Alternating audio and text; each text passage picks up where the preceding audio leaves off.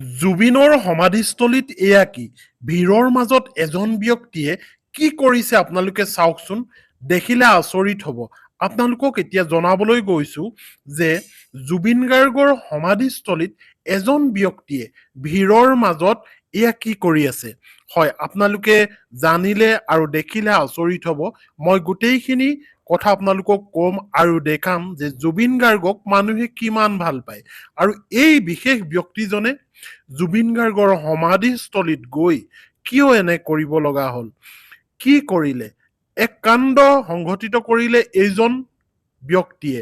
হয়, জুবিন গাৰ্গৰ সমাধিস্থলীত গৈ এই ব্যক্তিজনে এনে কি কাণ্ড কৰিলে, এই কাণ্ডটো জানিবৰ কাৰণে আপুনি ভিডিঅ'টো শেষলৈকে চাব লাগিব আৰু আপুনি গম পালে আপোনাৰ চকু কপালত উঠিব, আপুনি আচৰিত হ'ব।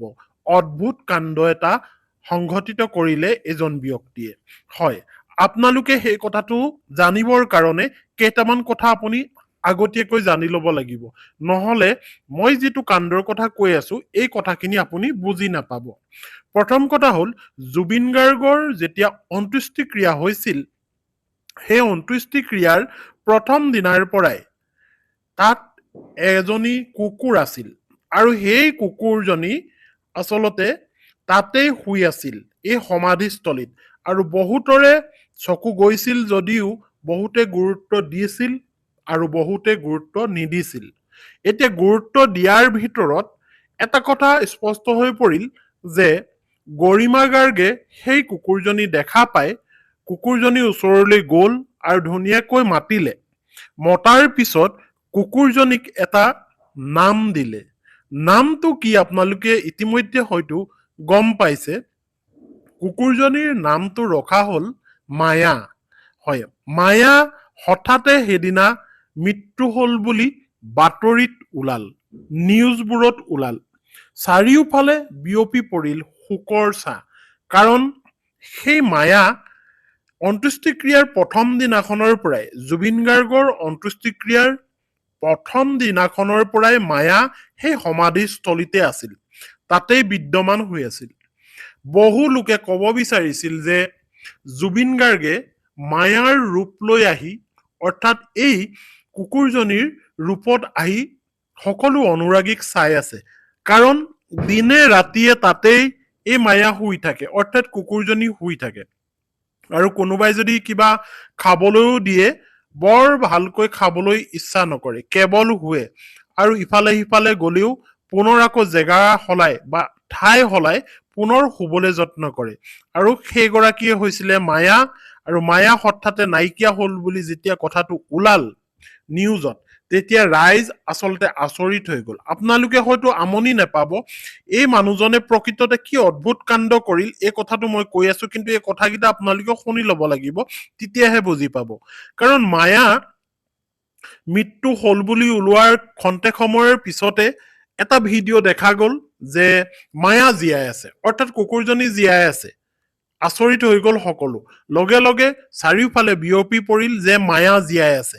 মানুহৰ মনত পুনৰ জাগ্ৰত হৈ উঠিল যে জুবিন দা আমাৰ মাজত আছে, মায়াৰ ৰূপ লৈ। হয়, মায়া নামৰ কুকুৰজনীৰ ৰূপ লৈ জুবিন দা জীয়াই আছে আৰু জুবিন দাৰ আত্মাই আমাক এনেকৈ চাই আছে অনুৰাগীসকলক। এইটো প্ৰথম কথা। দ্বিতীয় কথাটোলৈ আহিছো। দ্বিতীয় কথাটো আপোনালোকে লক্ষ্য কৰিছিল যে জুবিন গাৰ্গে জীৱ জন্তু পশু পক্ষী এই সকলোবোৰক বহুত বেছিকৈ মৰম কৰিছিল। এই কথাটো আপোনালোকেও জানে আৰু আমিও জানো। আৰু জুবিন গাৰ্গৰ সাক্ষাৎকাৰবোৰ যদি আপোনালোকে ভালকৈ লক্ষ্য কৰিছে বা ভালকৈ শুনিছে, তেতিয়া আপোনালোকে সেই কথাখিনিও গম পাইছে যে জুবিন গাৰ্গে জীৱ জন্তু পশু পক্ষী এই সকলোবোৰক আচলতে জোখতকৈ বেছিকৈ মৰম কৰিছিল। গতিকে তেখেতৰ গাটো আহি সেই পশু পক্ষী পৰিছিল। এটি বগলী আপোনালোকৰ মনত আছেনে? বগা বগলী এটা এক্সিডেণ্ট হৈছিল, ভৰি ভাগিছিল, আৰু জুবিন গাৰ্গে সেই বগা বগলীটোক ট্ৰিটমেণ্ট দিছিলহি ঘৰলৈ আনি। আৰু যেতিয়া সেই বগা বগলীটো সুস্থ হৈ উঠিল, জুবিন গাৰ্গৰ হাতত কান্ধত অৰ্থাৎ গাত বহি আছিল।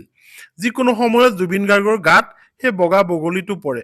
কাৰণ সেই বগলীটোও বুজি পাইছিল যে মোক ভাল পায়, পক্ষীক ভাল পায়। অৰ্থাৎ বগলীটোৱে নিজৰ অভিভাৱক হিচাপে জুবিন গাৰ্গক নিৰ্বাচন কৰি লৈছিল। গতিকেহে বিনা ভয়ত, বিনা দৰ খাই জুবিন গাৰ্গৰ ওচৰলৈ আহিছিল, কাৰণ জুবিন গাৰ্গৰ ওপৰত বিশ্বাস আছিল বগলীটোৰ যে মোক একো নকৰে জুবিন গাৰ্গে।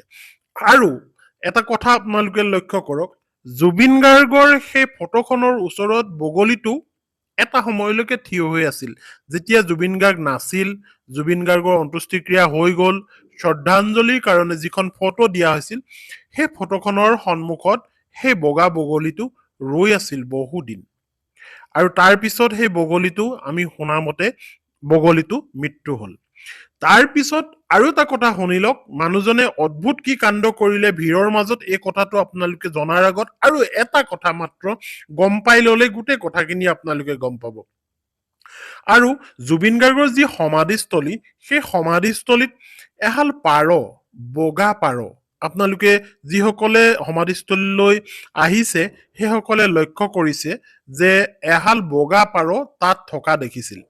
আৰু সেই পাৰহাল কিয় আছিল, এই কথাটো আচলতে এতিয়া মানুহৰ লক্ষণীয় বিষয় হৈ পৰিছে।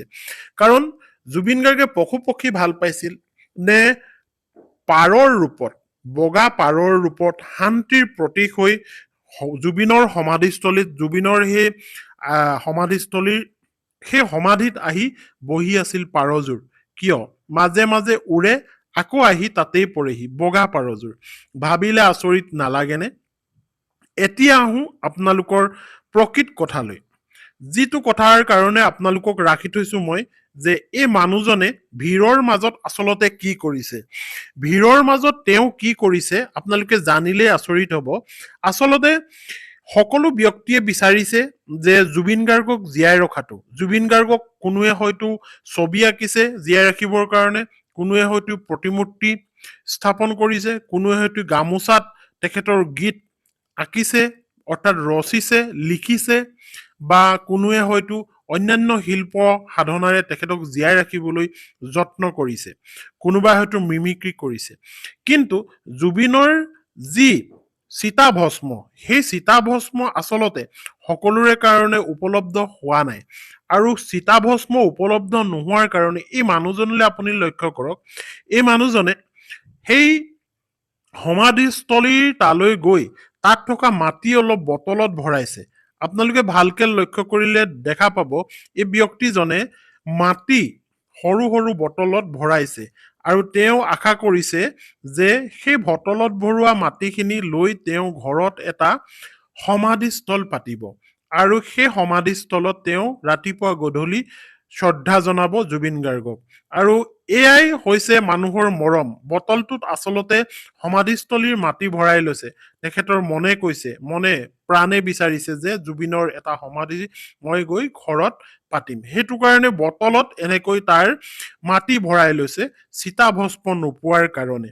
এয়াই আছিল এই ব্যক্তিজনৰ কাণ্ড। তেখেতে ঘৰলৈ লৈ গৈছে মৰমত জুবিন গাৰ্গৰ সমাধি পাতিবলৈ।